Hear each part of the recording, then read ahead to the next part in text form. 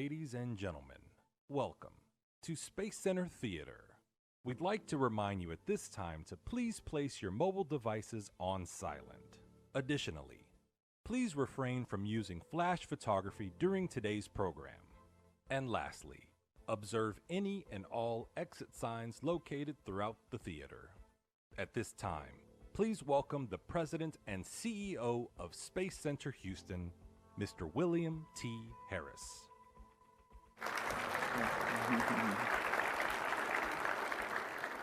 Good morning and welcome to Space Center Houston. We're absolutely thrilled to host today's ceremony.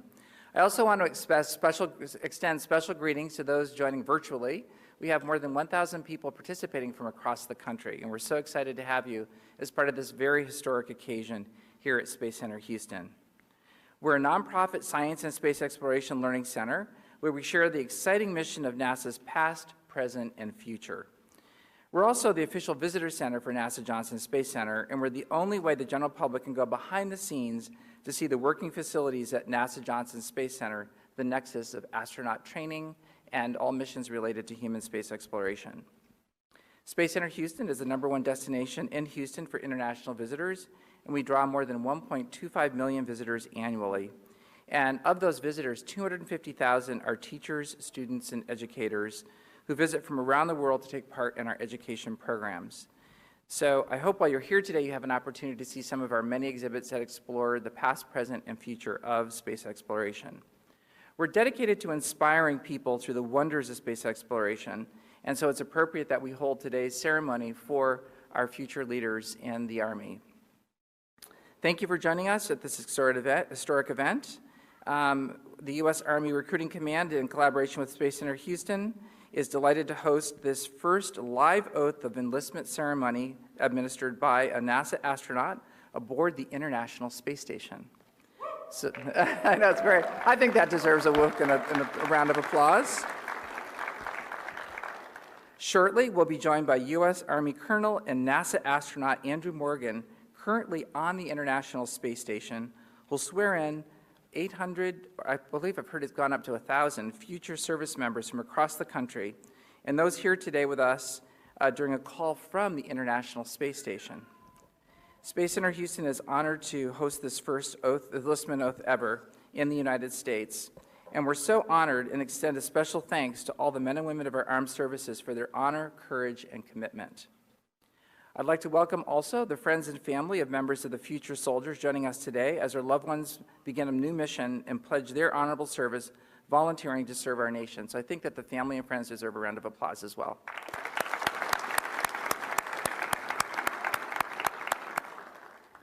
I'm also thrilled that we're joined today by Stacy Morgan, who is the spouse of Colonel Andrew Morgan. So Stacy, would you please raise your hand and be acknowledged?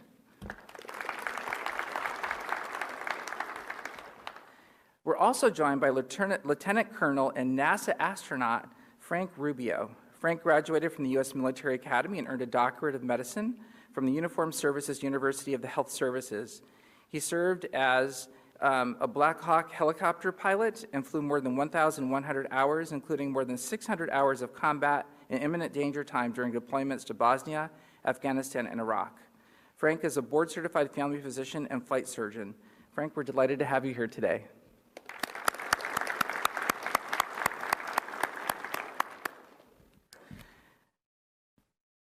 So now it's my pleasure to introduce someone who is very accomplished in his service to the United States and will be officiating today's ceremony with Colonel Morgan, Brigadier General Patrick Michaelis, Deputy Commanding General for the United States Army Recruiting Command. He's a distinguished military graduate from Texas A&M University.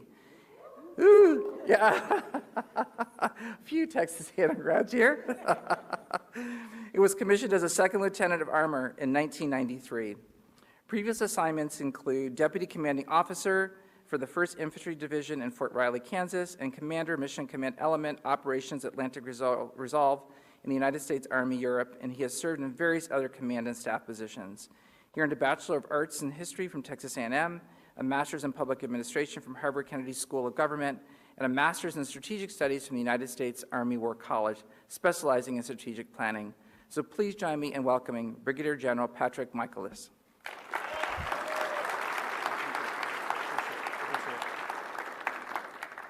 Okay, are we ready to get this started? Hey, thank you, Mr. Harris. Appreciate you having us here. Together with Space Center Houston and NASA, we are embarking on an exciting journey today. We have an incredible opportunity to experience a dream all of us grew up with, the opportunity to touch the stars. Right now, 250 miles above us flies the International Space Station, traveling at speeds that defy imagination, circling the planet every 90 minutes. Simply amazing. So though the U.S. Army and NASA have been working together for over 60 years, this is the first time to host a nationwide oath of enlistment from space for over 1,000 future soldiers at over 150 locations where they will launch, no pun intended, their careers. In just a few minutes, we'll have a small window into the life of Colonel Andrew Morgan. Drew has defined for our Army and her nation the very idea of what's your warrior, striving every day to become the very best version of himself. He has completed some of the most rigorous Army training, a West Point graduate, airborne ranger, combat diver. He's provided life-saving assistance as a medical corps officer. He has completed 7 spacewalks, working for NASA on the ISS. But more important than all of that, he's a father of 4 and a husband to Stacy, who's with us here today. Also with us today, we're fortunate to have in the audience the Army's newest astronaut, Lieutenant Colonel Frank Rubio, who will take questions later. The Army's involvement in space is not limited to just astronauts. In fact, the Army is the largest user of space-enabled systems, and our Army's modernization efforts continue to focus on the asymmetric capabilities that space-based technologies can provide. More than ever, we need qualified and innovative talent who are on the cutting edge of tomorrow's potential. The future soldiers represented here today and across this nation represent that future, whether it's on the ground, in the air, or in cyberspace. They will work with tomorrow's technology and are about to embark on a journey that will shape their entire lives. We are excited they get to begin their Army story with this remarkable experience here at Space Center Houston. Finally, it's important to recognize the families and friends that are here to support. As an old soldier, I can personally attest to the value of family to our collective success. To you all, we are privileged to welcome your sons and daughters, brothers and sisters, into our Army family. Okay, that's enough from me. Let's get to the exciting part of today's event. Once we connect to Colonel Morgan on the International Space Station, we'll have about 20 minutes for the oath of enlistment and for Colonel Morgan to answer some questions. Be patient because this may take a second, so let's go ahead and make the connection.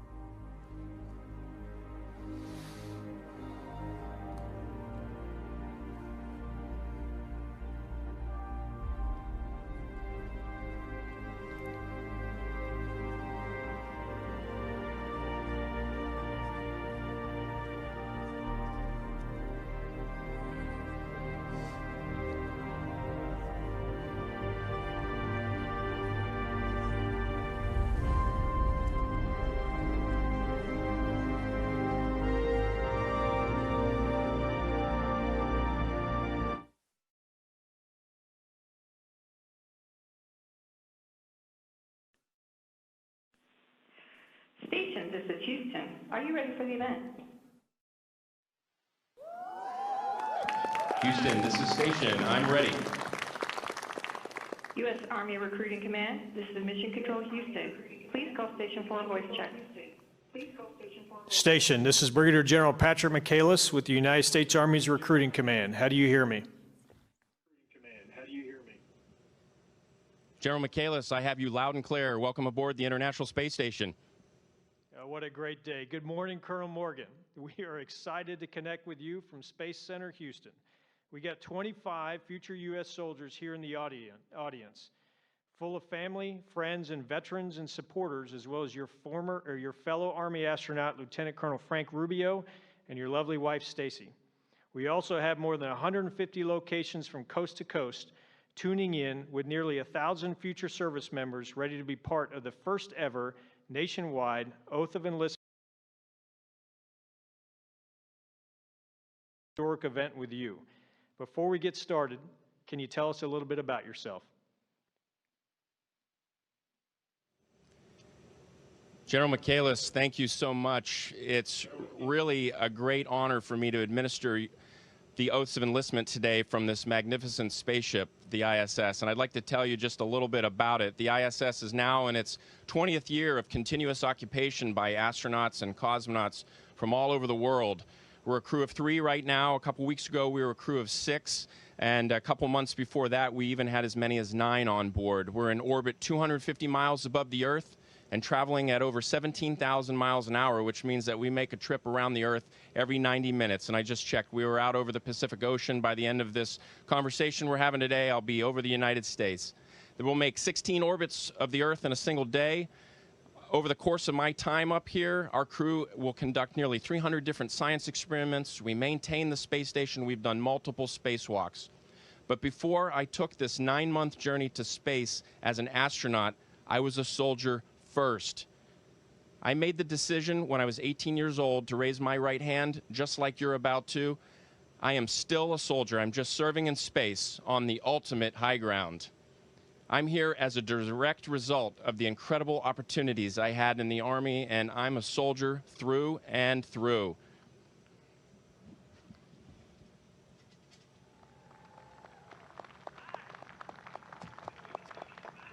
Oh, that's fascinating. That is awesome. That is awesome. Today marks the first day of the rest of your lives, and you will forever be changed by your decision to serve your country. And General Michaelis, if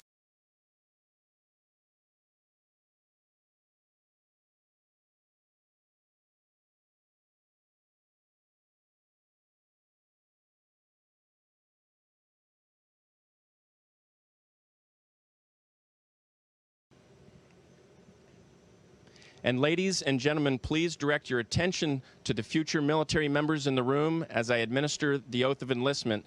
These service members from across the nation are enlisting and affirming their commitment to serve in the United States Army, the Army Reserve, and other branches of the armed services. Future soldiers, sailors, airmen, and Marines, please raise your right hand and repeat after me. I state your name. Do solemnly swear that I will support and defend the Constitution of the United States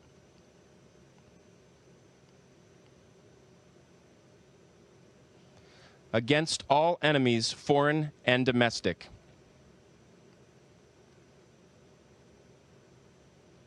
that I will bear true faith and allegiance to the same,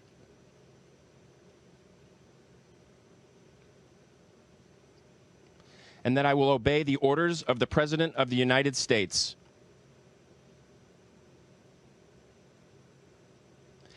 and the orders of the officers appointed over me.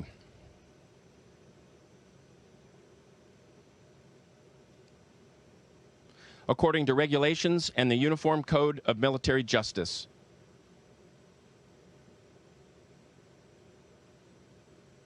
So help me God.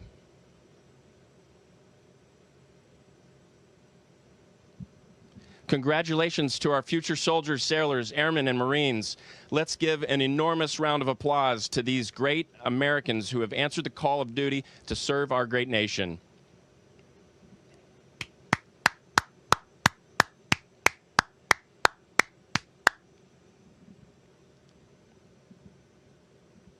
Colonel Morgan, I think that in the 30 years that I've had in service, that's probably the most amazing thing I've ever seen, and I thank you very much for that. So we've got a series of questions for you in your time that you're up there. So the first question, I'd like to invite future soldier Amber Cabina, a fellow Texas A&M graduate, to ask her question. So, if you had to bring one friend on this mission, who would it be and why? Well, that's a tough question, but I'm going to have to tell you that the crewmates that I've flown with are exactly the people that I would want to fly with again. I had the unique opportunity I was selected in 2013 with 7 other great Americans, and by a rare coincidence, I got to fly with 3 other of my classmates that were selected my same year. At one point, there were 4 from my class all on the space station at the same time, and all of my classmates and all the astronauts that I serve with are wonderful people, and I would fly with any one of them again. They're wonderful people. I really can't say enough. Thank you. Okay, our next question. Future soldier Lindsay Alexander from Lake Brantley High School in Almonte Springs, Florida asks, with all your experiences in the United States Army and as an astronaut, you've obviously had a lot of difficult tasks and had to overcome numerous obstacles throughout your illustrious career. Which would you say was the most difficult? And in what ways did you overcome obstacles so that we, as future soldiers, can take those lessons learned with us into our careers?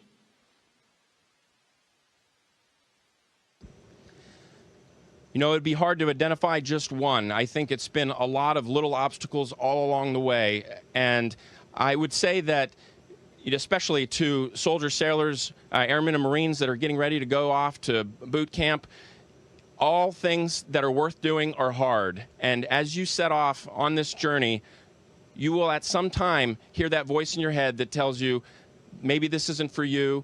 Hey, you should quit now. There's so many other more comfortable ways to go about life than this. And that is your signal that what you're doing is worth doing. And you will hear that, and you just need to suppress that and drive on. I experienced that multiple times in my career, and it's turned out to be extremely rewarding. I can't stress that enough. Things that are worth doing are difficult. So the next question for you, future soldier Ryan Rumke from Hamilton, Ohio asks, what are the qualifications for becoming an astronaut? Well, we got to review that just recently because we've recently made an announcement that we're going to select another class here in about 18 months, and the announcement will go out here shortly in the next couple of days, or the announcement's gone out and the window is open. It requires a STEM background, science or an engineering degree at the master's degree level. So, you know, if that's your goal, then pursuing your education is the most important thing. And the qualifications for being an astronaut are not much beyond that. There are bare minimum qualifications because we need people from all sorts of different backgrounds. Okay. Sir, next question for you. Future soldier Cody Kolar from Cal Allen High School in Corpus Christi, Texas asks, why did you choose the Army over the other branches? Well, probably a lot like many of the future soldiers and sailors, airmen, Marines out there in the audience. They were probably heavily influenced by their friends and family, mentors. I personally grew up in a very military family. I had a grandfather that was a Marine, a grandfather that was in the Army during World War II, a great uncle that was a paratrooper in World War II, and my own father was an Air Force officer. So I saw merits in all the services, and ultimately I decided that I liked supporting the soldier on the ground. I enjoyed first of all, the history and tradition of the Army really drew me in, and then I I like the variety of opportunities that the Army's presented. If you ever find yourself bored or not finding what you're interested in the military, you're not looking hard enough. Keep looking, because it's out there. There are so many opportunities. Thank you. Next question. Future soldier Felix Hernandez from Vista, California asks, what is your biggest piece of advice to graduating seniors interested in STEM, science, technology, engineer, math? Well, first of all, we have the most technologically advanced military that we've ever known, and we need STEM background soldiers, sailors, airmen, Marines. About a third of military occupational specialties in the Army right now require STEM backgrounds or are affiliated with STEM backgrounds, and that's critical. But I would also, for anybody pursuing studies in STEM, I would tell you what I've told my own children, which is do it because you love it, or it's on the pathway, the necessary pathway to get where you will love. And that's most important, because you've got to love what you're doing. Then I would tell you, do the hard stuff first. If you have multiple academic interests, and you have a STEM interest, move that first, because right now your mind is best prepared for those tackling subjects like that. You're closest to your education, so move that to the front of the line and do that first. And then finally, I wouldn't ever advise anyone to pursue STEM at the expense of being well-rounded. We need you to be well-rounded as well as technical, so continue to pursue history, art, humanities, and foreign language, because a well-rounded person is as valuable as a technically adept person. Thank you. Another question for you. Future soldier Matthew Coffey from Fort Walton Beach, Florida asks, what is the most surprising thing about being in space that you've learned? Well, I would say that it was surprising that, you know, when you see our social media and stuff, you see that it always looks like we're having a good time, and that is true. We are often having a good time, but it's also very difficult. There have been times where it has been very stressful and things have been difficult. I miss my family, and all those things are, you know, that's the reality of just like a military deployment. When you're separated from your loved ones, that adds stress, and that can be difficult. But at the end, there's a reunion, and it'll all be worth it. One other question for you. Future soldier Caitlin McMullins from Newark, Ohio asks, what was, if any, the biggest setback you've experienced during your entire career, and how did it shape you to be the person you are today?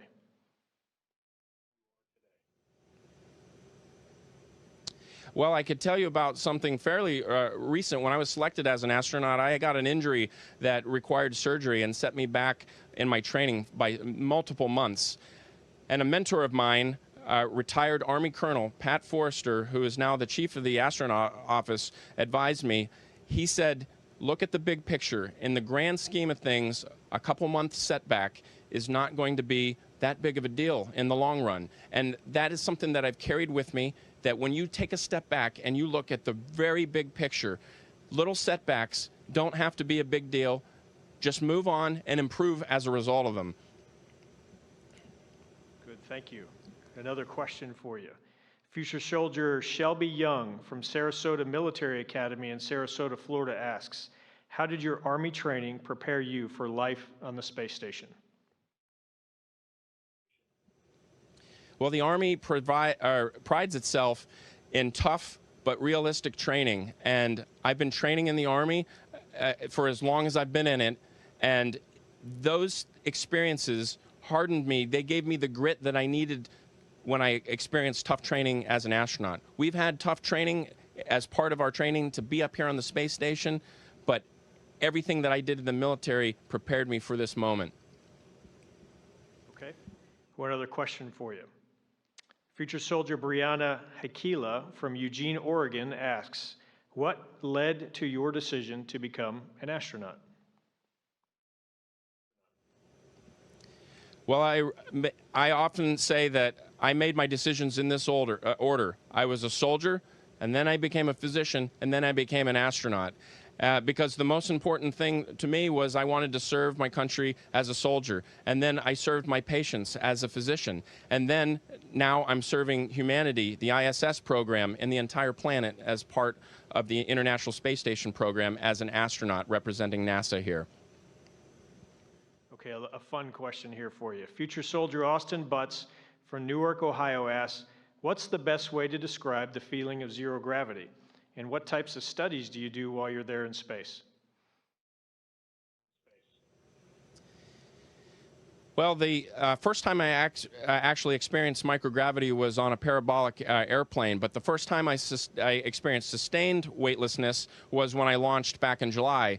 And then the moment that our rocket engine cut off and we feel microgravity permanently, and I haven't felt gravity since July 20th, that moment, I would have felt like if somebody had not told me, I would have been convinced I was hanging upside down in the straps in my seat. I was just suspended there. I felt like I was upside down, and I had that sensation for the first couple of days of just feeling a little bit disoriented all the time. But the body is extremely adaptable, and within a couple of days, certainly within a couple of weeks, it all starts to feel very normal, and this just feels very natural to me now.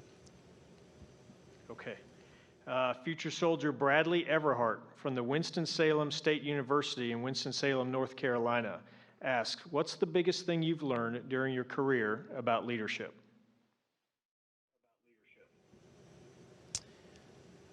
By far, putting others before yourself, selfless service. If you apply that principle to your leadership, I guarantee you will be successful. Morgan, thank you very much. It has been a true honor and a pleasure to spend this time with you on behalf of the 1,000 future soldiers and service members at the 150 locations. Thank you for your comments today. We've run out of time, and I'll turn it over to you, sir, for closing comments. Absolutely. Thank you, sir. All of you have started an exciting journey that begins today, and I am so proud of you and your decision to serve and humbled to be able to share this experience with you. This will certainly be one of the greatest memories of my time here, 9 months on the space station. This was going to be at the right at the top, and probably for my entire career. Just really was fantastic to be with you. Thank you to everyone who participated today and made it all possible. NASA, the Space Center Houston, U.S. Army Recruiting Command, and Army Space and Missile Defense Command. I'd like to give a quick shout out to some of the other participating locations across the country, like Hauppauge High School in Hauppauge, New York, Antelope Valley High School in Lancaster, California, and Clarksville High School in Clarksville, Tennessee. And I just have a couple more things to show you.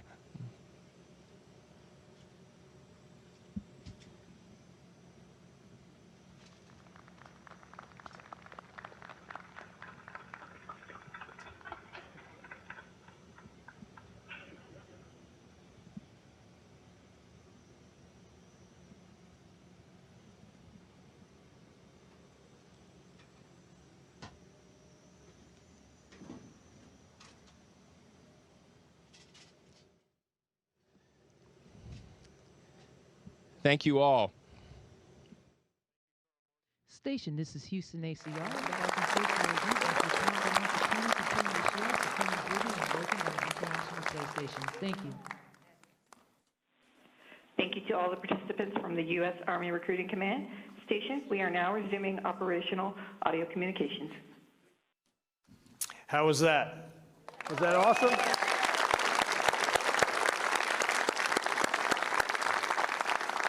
So though we've run out of time with Colonel Morgan, we do have a very special guest with us in the audience. I'd like to bring him up to the stage to answer a few more questions. Lieutenant Colonel Frank Rubio is a new Army astronaut. He reported for duty in August of 2017 and completed 2 years of training as an astronaut candidate. He's now awaiting flight assignment.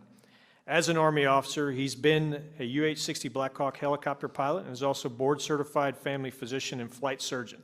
So we've got about 10 minutes of questions with you today, sir.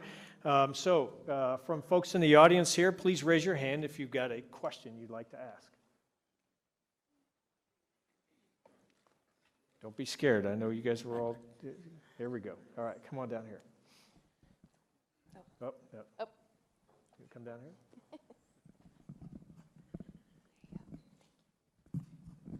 Well, I'm sure it wasn't easy getting to where you are today.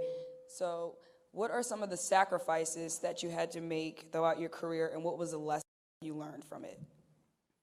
Sure, that's a great question. So first of all, let me say good morning and thank you guys and congratulations. Thank you for letting me be a part of this. This is really very special for me, and I know you've now seen a bunch of old soldiers talking to you guys, but really this is about you guys and your families.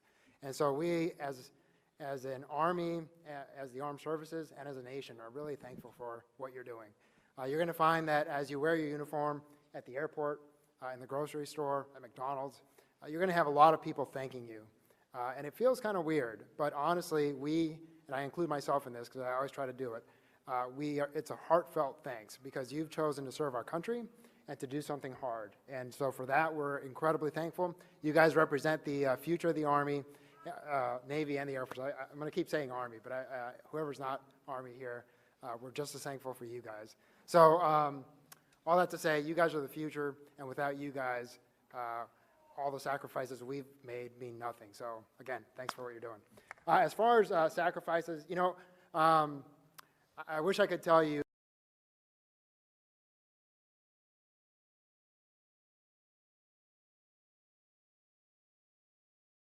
very difficult. And there are going to be times, like Drew said, where you're going to say, why am I doing this? I could be at home, you know, on the couch, drinking a beer. And the reason you're doing this is because it's going to make you a better person. And it's going to make you a person of character. And we're going to shape you into somebody that can do hard things and do them really well. I would say my hardest things to do has been by my family. As Stacy can attest, the people who love you the most also tend to be the ones that sacrifice the most.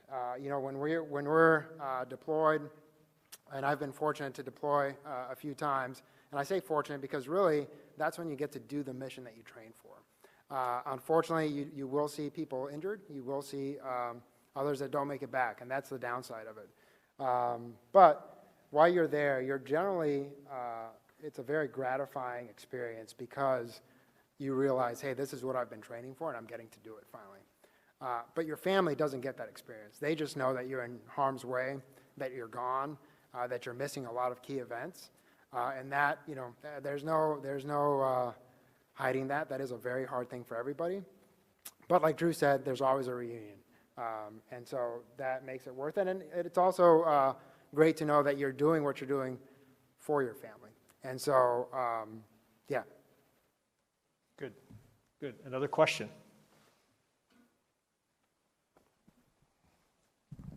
How competitive is it being an Army astronaut? Well, you know, it is very competitive. Again, unfortunately, and I always have a hard time answering this because it makes it sound like I'm bragging, but the reality is, mathematically, it's just almost an infinitesimally small chance of getting selected. And those of us that were selected, it wasn't necessarily because we were, you know, the 0.1% or whatever it was. It just happens to be that we are who NASA needed for the mission. But there's a lot of incredible people that try out for the program and don't get selected. One of the most satisfying things for me when I was going through the assessment was getting just to meet other people.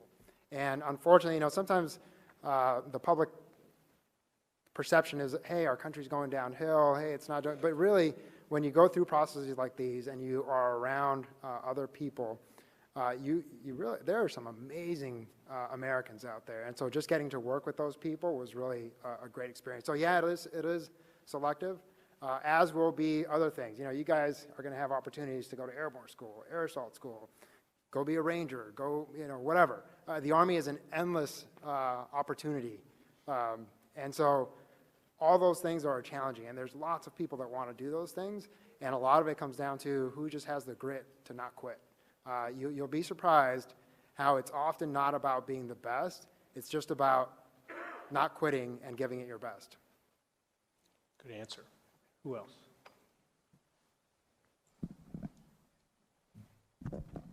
Who or what influenced you to join the service? Oh, man. That's a long time. So I've been in the service for 22 years. You know, actually, in all reality, for me, it was a need-based thing. I knew that I needed a scholarship for college, and West Point provided that opportunity. It was not something that I had dreamt about. Now, I was fortunate enough that I had done well enough in school that when that became a dream, I was able to pursue it. So yeah, there wasn't necessarily somebody that was saying, hey, this is the path you should take. It was more out of need, but it actually turned out to be a bigger blessing than I could have ever imagined, because it really fit my personality well. You could play sports, you know, do hard things, and get a world-class education. And I just took advantage of it. Again, not to say West Point was easy by any means, but I really just enjoyed the challenge of it. And I think a common theme that most of us will say, you know, throughout our military careers is what you really end up enjoying is the people. And so there are classmates, Drew being one of them, who are lifelong friends. You know, we went to college together, so I knew him back when we were just little plebes, bald-headed, and you know, scared out of our minds. But we all start somewhere, right? And so now to see where he's at and to be following in his footsteps, it's an honor. So yeah, it's the people that you're going to work with are just going to be phenomenal. So just absorb it and enjoy it. Good. Who else? We've got time for a couple more. What reason made you want to become an astronaut, basically? Easy question. Yeah. So in all honesty, that guy right there, again, Drew and I were college classmates, and then we were also teammates. And when I saw him become an astronaut, it actually didn't make me want to do it. I was just really honored and proud to be his friend. And then when the opportunity presented itself 4 years later, he encouraged me to apply. And kind of like I said about West Point, you know, it wasn't something that I had dreamt about, but my career happened to line up, and I had done a lot of things that allowed me to be a good candidate. But, you know, NASA, just like the military, just like a lot of the special operations units that we are looking for, yes, you do need to be physically fit. You do need to be able to handle the academic load. But ultimately, I think what's going to set you apart is your character. And you'll be amazed how many organizations out there, that's the thing that they're looking for. And so just remember that as you're going out through stuff. One, don't quit. And two, your character matters probably more than anything else. Good. Please, ma'am. What did you learn about yourself or other people? Did you? What did I learn, or where? Oh boy. You know, again, the Army is just full of opportunities. One of the best opportunities is that you do get to know yourself very well. You do get to know where your breaking point is. You know, again, you're looking at a general and two astronauts. You might be like, wow, these guys, we've all failed. At some point in our careers, all of us have fallen flat on our face and just failed. There's no sugarcoating it. But part of that character thing is, are you able to pick yourself up, learn from it? Hopefully you'll have leaders that give you a second chance. And it's in that second chance that your true character shows, right? It's okay to mess up the first time, not okay to mess up that second time. So can you learn from your mistakes and make yourself better? But don't be afraid to fail. And I think that's probably one of the pressures as a young kid that I always felt is I have to be perfect or I have to be the best. When in reality, there is no such thing. There is nobody who's perfect or who's the best at everything. You just have to learn as you go, and you have to get better as you go. My one advice to you guys in your careers is just do your best at the simple things. You'll be amazed how just being on time, having your uniform look squared away, and being reliable, as simple as those things are, they're going to make you stand out. And so if you do those simple things well, you're going to get opportunities to do harder and harder and bigger and better things, and you'll get your chance to shine. So just focus on the little things. Don't worry about the long picture. And if you only serve for 2 or 4 years, that's awesome. We are just as thankful for those of you who will serve for 2 years as those of you who will serve for 20 years. Hey, let's give Lieutenant Colonel Rubio a round of applause.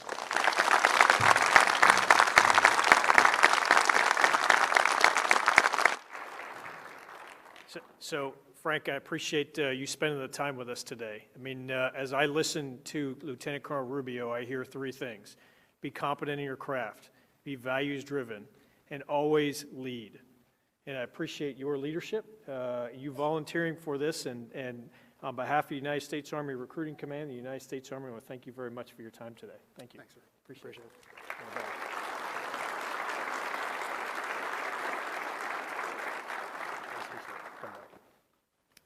Mr. Harris.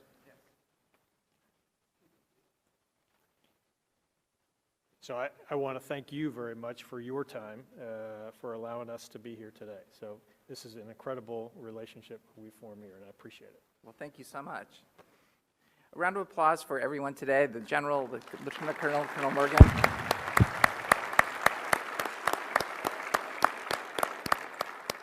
We're so thrilled to have you all here today, and we wanted next to show you just a brief video about Space Center Houston so you get a sense of the scope of activities and programs we offer here. So let's please roll the video.